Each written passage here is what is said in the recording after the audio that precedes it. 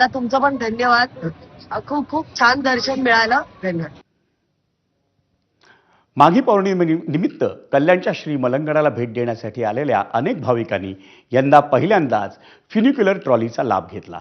एरवी या भाविकांना श्री मलंगडावर पोहोचण्यासाठी 2600 पायऱ्या चढून जाव्या लागतात. त्यासाठी त्यांना 2.5 तास लागत असत. पण यंदा फ्युनिक्युलर ट्रॉलीचा वापर करून भाविक केवळ 10 मिनिटात श्री मलंगडावर दाखल झाले. परत आमचा प्रतिनिधी अक्षय भाटकरचा रिपोर्ट.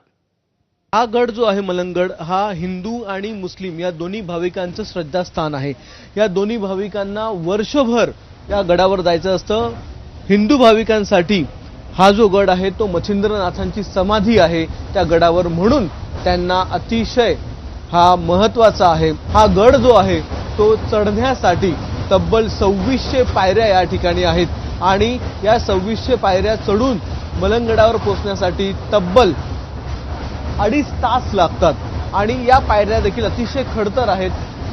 या पायऱ्यांवर जात असताना देखील हा जो रस्ता आहे तो देखील अतिशय खडतर आहे.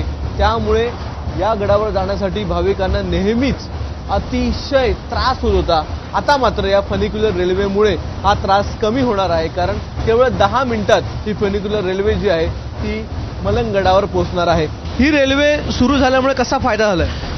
आता आपण बघतोच आहे जाण्यासाठी किती वेळ लागतोय आणि आता याच्यासाठी आपल्याला कमीत 4 मिनिटं लागतात फक्त. हजारो हिंदू मुस्लिम भाविकांसाठी ही रेल्वे एक वरदान ठरलेली आहे आणि सार्वजनिक बांधकाम विभागाकडून ही रेल्वे चालवण्यात येते. अतिशय सुरक्षित असा प्रवास आहे असं देखील दावा सार्वजनिक बांधकाम विभागाकडून करण्यात आलेला आहे.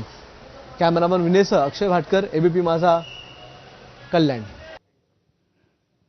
वळूयात पुढच्या बातमीकडे. सुप्रसिद्ध शास्त्रीय नर्तिका सोनल मानसिंग